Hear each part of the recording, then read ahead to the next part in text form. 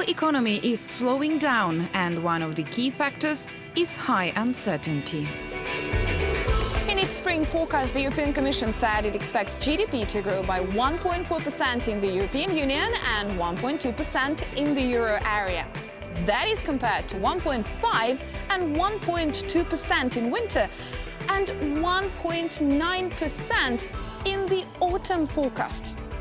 Whilst domestic factors are set to support European economy, global uncertainties are weighing down. Welcome to Real Economy. I'm Sasha Vakulina, and in this episode, we're exploring high uncertainty and trade tensions as one of its key factors. Free trade among European Union members was one of the bloc's founding principles. The EU is the world's largest single market area. Together, its members account for 16% of world imports and exports. 1/3 of all EU trade last year was with the US and China. That's well ahead of Switzerland, which came third. That's according to data from 2018, when trade tension was already escalating between the US and China. For 80 countries, the EU is the top trading partner. More than 70% of imports enter the EU at zero or reduced tariffs. The EU benefits from being one of the most open economies in the world and remains committed to free trade. It actively engages with countries or regional groupings to negotiate trade agreements. One of the latest trade deals is the agreement between the European Union and Japan. It came into force on the 1st of February. The deal removes almost all custom duties, which sum up to 1 billion euros annually. How does it impact our daily lives? Fanny Goret headed to Italy to test and taste it. And our daily life, of course, is food. I am here in Rome, not to taste Italian cuisine, but this deliciously looking sashimi. Interest in Japanese food is fastly growing in the recent years in Italy, and that is also thanks to trade facilitation.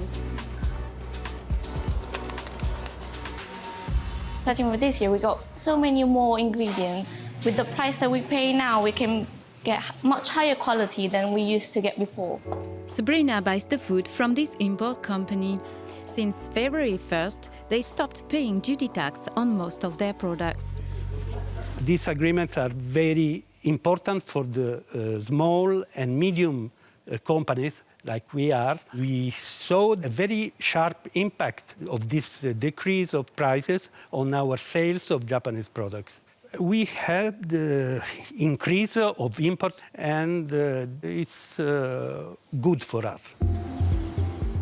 Japan is the 6th biggest trade partner for Europe and the 4th largest market for agri-food exports. I am heading to Sardinia to meet Marta, an exporter of traditional local food. Hi, Marta. Benvenuta, Fanny. Come with me. We're going to visit two of our producers. Tariffs on agri-food exported to Japan represented almost 40% on beef and 15% on wine. They will disappear for 97% of European product once the deal is fully implemented. Italy is one of the main wine exporters to Japan, and this one is a growing success. We started exporting to Japan 1 year ago. It began on a small scale and gradually became more consistent. Today, business with Japan represents 16% of our exports. EU forecasts dairy exports to expand. If Marta hasn't closed any deal yet, she is confident in the potential of this cheese. The Japanese market is very interesting because Japanese people are interested in quality, and also they have the money to spend. But at the same time, it's a little bit slow market. But if you make a deal, this deal will last for a long time. EU expects that the agreement will add 33 billion euros to its GDP by 2035, and yet, globally, multilateralism is facing many challenges. What are those challenges, and is multilateralism under threat? I headed to Geneva to ask Arantxa González, Executive Director of the International Trade Center. Well, I think there is a threat to multilateralism today in two different ways. First, in what multilateralism means, which is a system of international cooperation. It's talking, dialoguing, agreeing as a means to manage our interrelation, but also an attack on the specific rules of international trade that restrict unilateral pulsions, not because one feels weak, but because one thinks that if it restricts itself, it's going to be stronger and the other party is going to be stronger. But the choice today is not between multilateralism or bilateralism. That's the wrong dichotomy. Today we have to choose between order or chaos. Multilateralism means order, a system, rules, predictability, transparency. Unilateralism today means chaos in our economies. The international trading system needs fixing. There are unfair trading practices that need to be addressed. There are rules that need to be changed.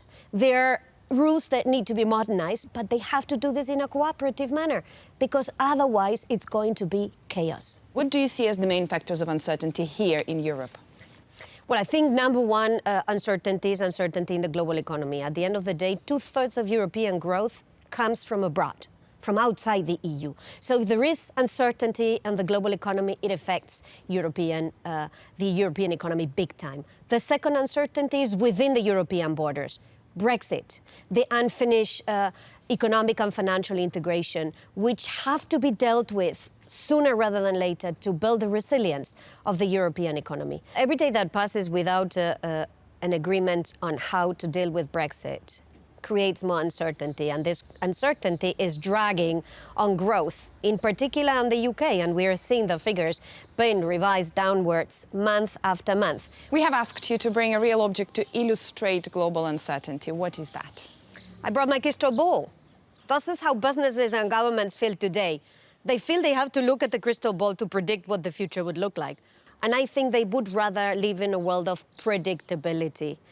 So let's forget about the crystal ball and go back to building institutions and rules that would guarantee stability, transparency, and reduce uncertainty. So at the end of the day, uncertainty and trade tensions are weighing on people, on consumers, on Europeans, and on global citizens. Thank you very much for this interview.